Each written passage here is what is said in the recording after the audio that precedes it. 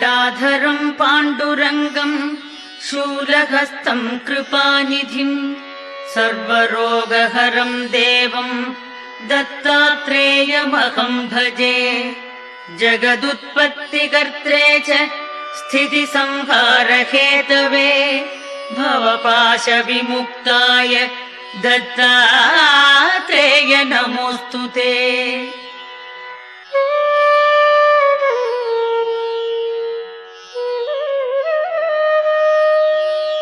जराजन्म विनाशाय देहशुद्धिकराय च दिगम्बर दयामूर्ते दत्तात्रेय नमोऽस्तु ते।